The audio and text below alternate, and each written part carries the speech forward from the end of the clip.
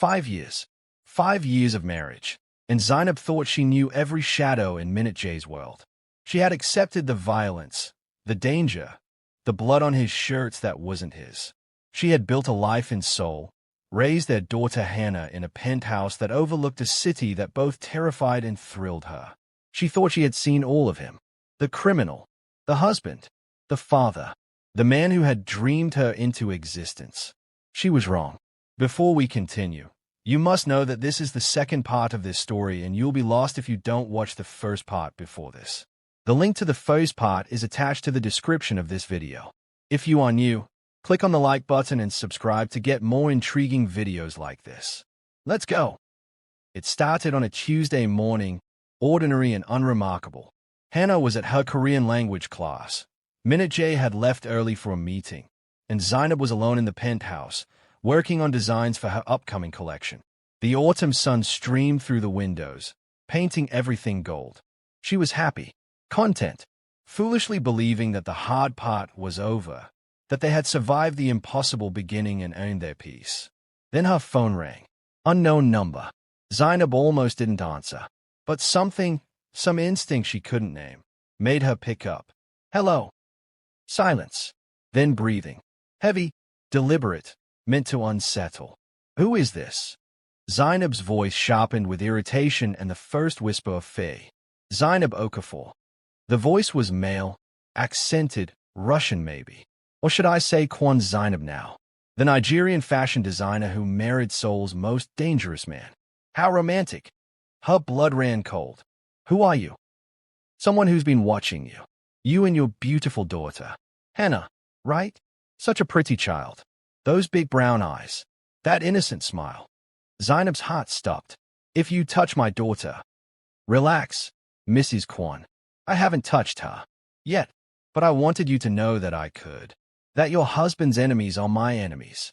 And that his protection isn't as solid as he thinks. The line went dead. Zainab stood frozen, her phone trembling in her hand. She called Min-jae immediately. He answered on the first ring. Someone just called me. Her voice shook. They knew about Hana. They threatened her. Min-jae's voice went ice cold. Where are you? Home. Min-jae. What's happening? Stay there. Don't leave. Don't open the door for anyone. I'm sending more guards now. Tell me what's happening. I'll explain when I get there. Just stay safe. He hung up. Within minutes, the penthouse was flooded with armed men, positioned at every entrance, every window. Zainab paced like a caged animal, her mind racing. When Min-jae finally arrived, his face was a mask of barely controlled rage. The Volkov brothers, he said without preamble. Russian Mafia. We've been at war for months over territory in Busan. I thought we had it contained. Contained. Zainab's voice rose. They threatened our daughter, Min-jae. They know where she goes to school. They know. I know. He gripped her shoulders. And I will handle it. They won't touch you or Hana. I swear it. You swore a lot of things, Zainab said quietly, fear making her cruel. You swore your world was dangerous but that you'd keep us safe. Maybe I was naive to believe you. Something flickered in Min-jae's eyes. Hurt. But he buried it quickly. I will fix this. That night, Zainab couldn't sleep.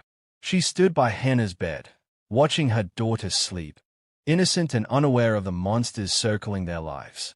Min-jae found her there hours later, still standing guard. Come to bed, he said softly. What if they come for her? Zainab whispered. What if your promises aren't enough? Min-jae pulled her close, and for the first time since she'd met him, Zainab felt his hands shake. Then I will burn the world down to get her back. The Volkov brothers didn't wait long to make their next move. 3 days later, as Zainab's car was driving Hana home from ballet practice, another vehicle rammed into them. The crash was violent, deliberate. Zainab's driver, one of Min-jae's most trusted guards, was killed instantly. The back door was ripped open, and before Zainab could scream, rough hands grabbed Hana. Mommy! Hana shrieked, reaching for her mother. Zainab fought like a demon possessed, clawing, biting, screaming. She felt bones break under her fists, tasted blood that wasn't hers. but there were too many of them. A cloth covered her face, sickly sweet chemicals flooding her lungs. The last thing she saw before darkness claimed her was Hannah's terrified face. No, she tried to scream, but the word died in her throat as consciousness slipped away. When Zainab woke, she was in a concrete room, cold and windowless. Her head pounded, her body ached, but the only thing that mattered was that she was alone. Hana wasn't here. Terror like she'd never known consumed her. Where was her baby? What had they done to her? The door opened. A man walked in, tall, blonde, with eyes like winter. Mrs. Kwan. Welcome. Where is my daughter?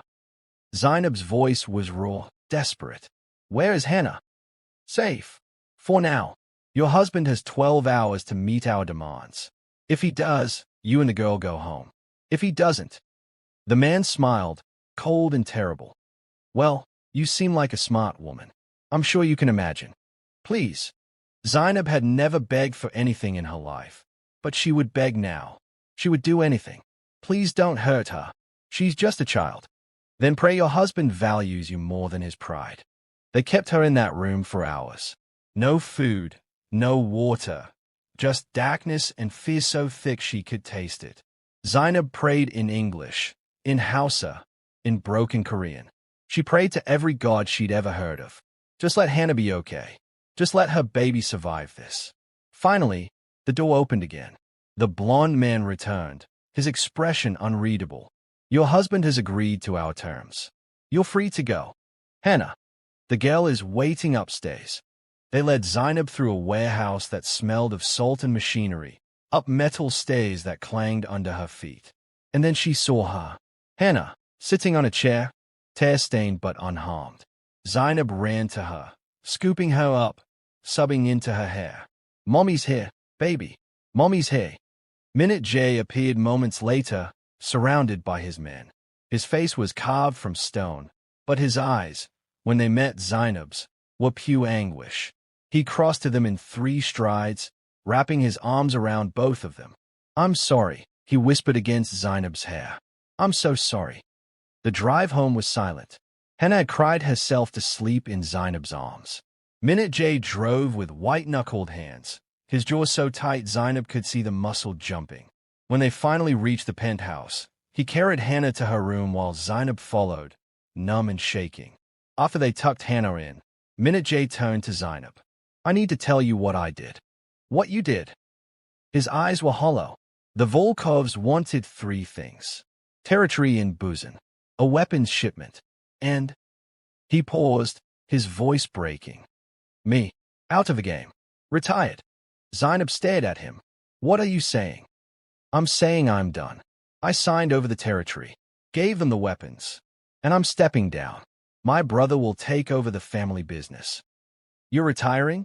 From everything. I can't protect you if I'm dead, Zainab, and I will die if I keep fighting this war. So yes, I'm done. For you, for Hana. I'm walking away from everything I built. Zainab should have felt relief. This was what she'd always wanted, wasn't it? For him to leave this life, to choose them over the violence. But looking at him now, seeing the death of who he was reflected in his eyes, she felt only sadness.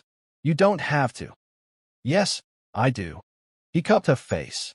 I dreamed of you, Zainab. But Hana, she's my reality. She's my reason for breathing. And I will not let my choices destroy her. They held each other in the darkness, 2 people bound by love and trauma, trying to figure out how to survive what came next. But the universe wasn't done testing them yet.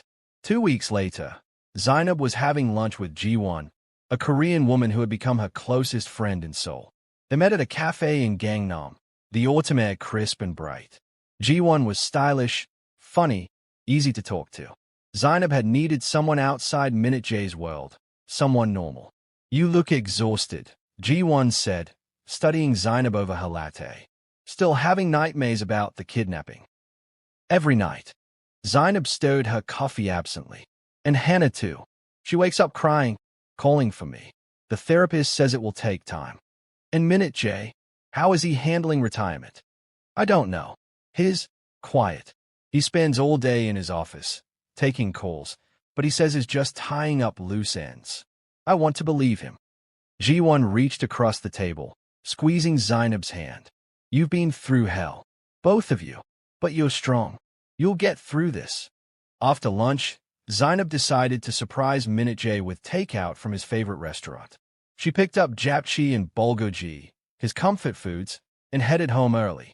The guards let her through without question, used to her comings and goings. The penthouse was quiet. Too quiet. Hana was with Min-jae's mother for the afternoon, giving them time alone. Zainab walked through the living room, past the sculpture and painting that still hung like prophecies, toward Min-jae's private office. His office door was cracked open. Zainab was about to call out when she heard voices. Min-jae's voice, and a woman's voice, soft and lilting. Zainab froze. You know I can't keep doing this, Min-jae was saying. Why not? The woman laughed, breathy and intimate. Because you're retired now. Because you're playing house with your wife. Don't call it that. What should I call it then?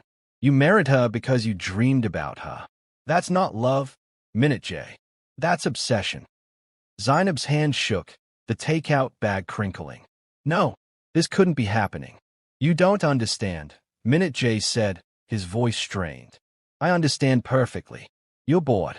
She's sweet and innocent and she gave you a daughter. But she's not enough, is she?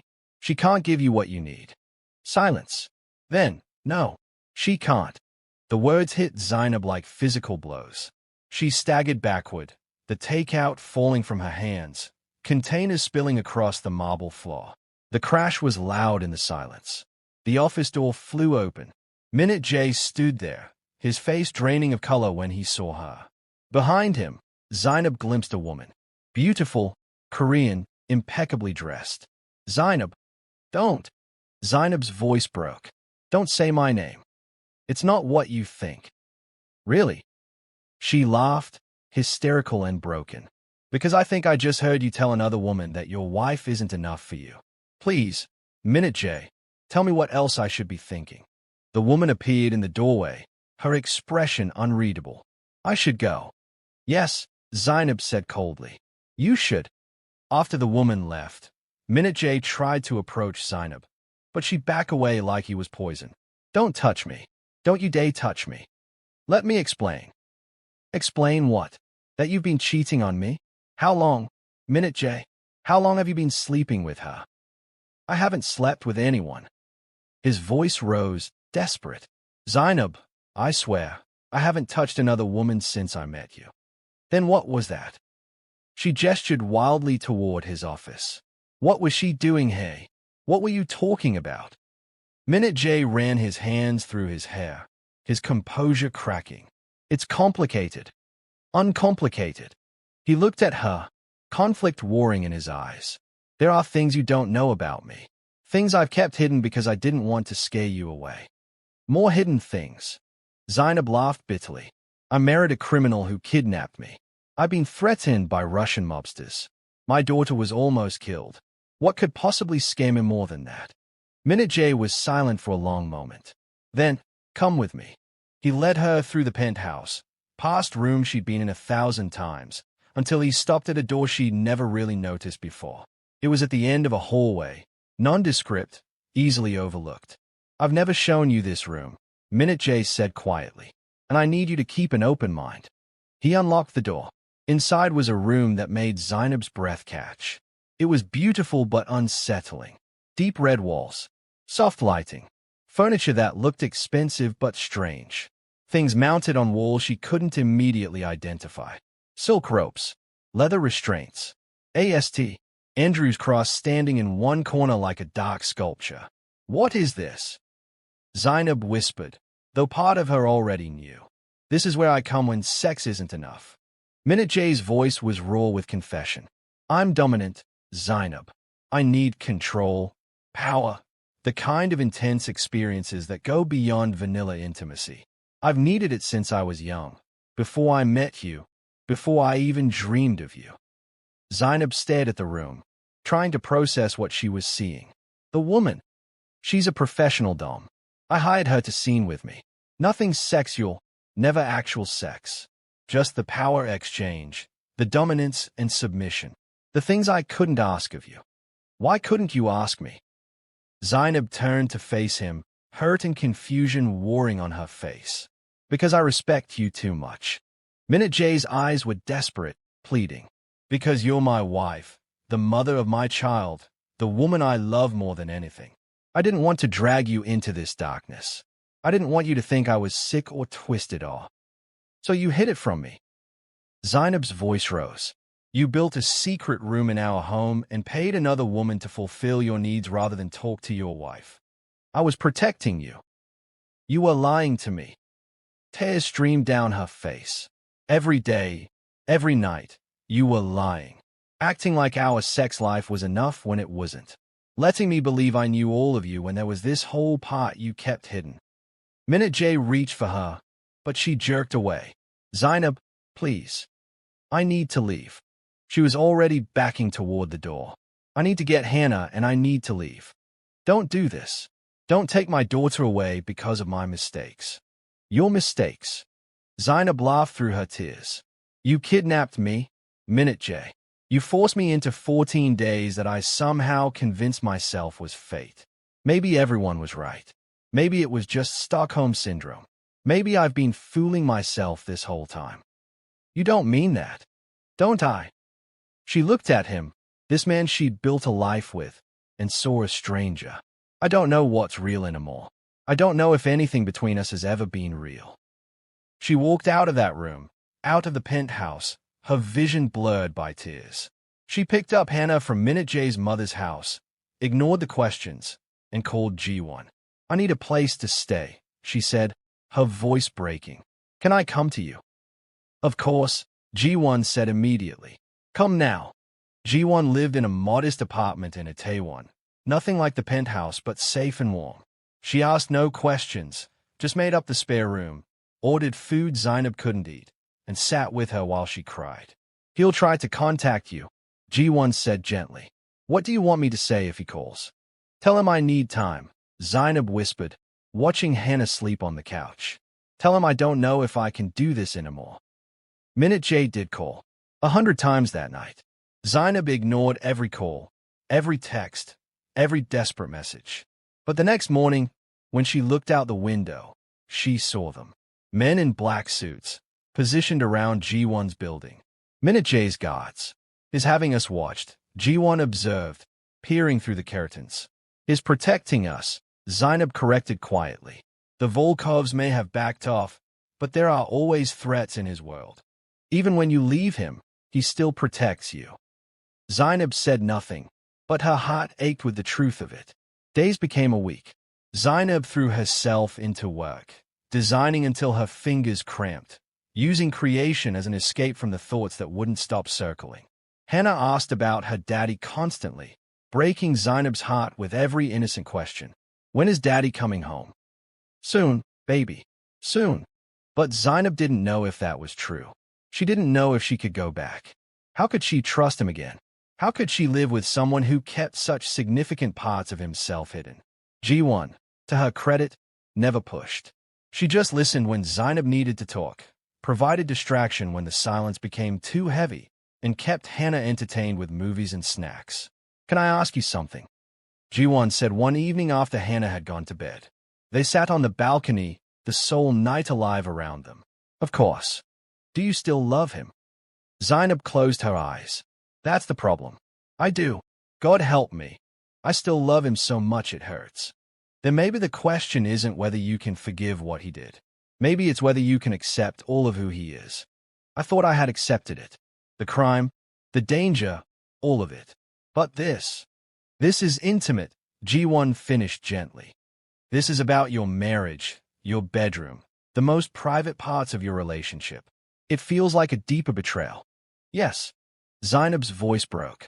It feels like he was searching for something in someone else because I wasn't enough. But he said it wasn't sexual. Does that make it better? Zainab laughed bitterly. He was having intimate moments with another woman, even if they weren't having sex.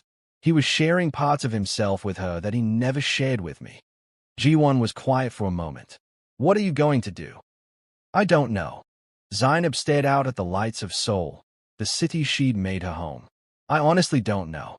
2 weeks after she left, Zainab found herself standing outside the penthouse at 3 in the morning. She couldn't sleep, couldn't stop thinking, couldn't silence the voice in her head that whispered she was making a mistake. The guards let her in immediately. The penthouse was dark except for one light coming from Min-jae's office. She found him there, surrounded by papers, looking like he hadn't slept since she left. When he saw her, he stood so quickly his chair fell backward. Zainab. Just her name. That's all he said. But she heard everything in it. Relief. Hope. Fear. Love. I need to know something, she said, staying in the doorway, keeping distance between them. Did you ever actually sleep with her? Or any of the others? There were no others. Min-jae's voice was firm. Just her. Just the scenes. And no, I never had sex with her or anyone else. You're the only woman I've touched that way since the day I saw you in Singapore. But you wanted to. No. He moved closer, slowly, like approaching a wounded animal. I wanted the dominance, the control, the power exchange. But I wanted it to be you. I've always wanted everything to be you. Then why didn't you tell me? Zainab's voice cracked. Why didn't you trust me enough to share this part of yourself? Because I was scared. Min-jae stopped a few feet from her. I was scared you'd look at me differently. That you'd be disgusted or afraid. That you'd realize you made a mistake choosing me. So instead you lied. Yes, and I will regret that for the rest of my life. They stood in silence. Years of love and pain stretched between them like a bridge neither knew how to cross. I want to try, Zainab finally said. Min-jae's eyes widened. Try what? The room. What you do there. I want to try it with you. Zainab, no, you don't have to. I want to. She stepped closer, her heart pounding. You said you kept it from me because you respect me. But respect means honesty. Respect means trust. And if this is part of who you are, I want to know all of you. Not just the parts you think are safe. It's intense, Min-jae warned. It's not like what we usually do. There's pain, boundaries, safe words. Then teach me. Zainab closed the distance between them, placing her hand on his chest. Teach me how to be what you need. Let me try. Min-jae stared at her, conflict and desire and hope warring in his expression. Are you sure? No, she admitted. But I'm choosing to try anyway. Isn't that what I've always done with you? Chosen you despite the fee. He pulled her close then, holding her like she was the only solid thing in a tilting world. I don't deserve you. Probably not, Zainab said against his chest. But you have me anyway. They stood like that for a long moment, two broken people trying to put each other back together. Then Zainab pulled back. But not tonight, she said. Tonight, I'm going back to G1's. Hana needs the stability, and I need a little more time. I understand. But tomorrow, I'll come back. And we'll talk. Really talk. About everything. No more secrets, Min-jae. No more hidden rooms or parts of yourself you think I can't handle. No more secrets, he promised. I swear it. Zainab kissed him then, soft and brief. I still love you. Even when I hate what you did, I still love you. That's the problem and the solution all at once. I love you too. More than dreams. More than anything. She left him there, standing in his office surrounded by the wreckage of their almost ended marriage. The drive back to G1's was quiet, the city sleeping around her. When she slipped into the apartment, she found G1 waiting up. How did it go? Zainab smiled, tired but real. I'm going to try. Try what? Everything. His whole world, even the parts that scare me. Because 5 years ago, I chose a man who kidnapped me. If I could make that choice, I can make this one too. G1 hugged her tight. You're either the bravest or the craziest woman I've ever met. Both, Zainab laughed. Definitely both. That night, she slept better than she had in weeks. And when morning came, she woke with certainty in her heart. She was going home. She was going to try. She was going to choose him again. The day of testing came faster than anticipated, and Zainab stared at the door in the yellow lingerie she had bought specially for this day. It covered the seductive one she wore underneath, but definitely not the fear written all over her. Scared? G1 asked, and she shrugged. Not really, just anticipation. She whispered, and slowly he pulled her close to himself. I promise I'll be gentle. There's nothing to fear. He murmured against her ear, but Zainab pushed him away.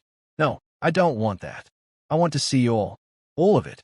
Ji-won sighed in defeat when he saw the look of determination on her face. As you wish, princess. He murmured and opened the door. After you. If you've made it this far, I need you to smash that subscribe button right now. Hit that notification bell because trust me, you don't want to miss what happens next. Part 3 is going to be absolutely insane, and I can barely contain myself thinking about where this story is going. Drop a comment and tell me, was he wrong to keep secrets, or was he trying to protect her? Could you forgive something like this? And a real question, would you be brave enough to try what she's about to try? I want to hear all your thoughts. Smash that like button if this story has you feeling all the emotions. Your likes tell me you want more, so show some love. Share this with someone who needs to hear that love isn't always perfect, but sometimes the imperfect loves are the ones worth keeping.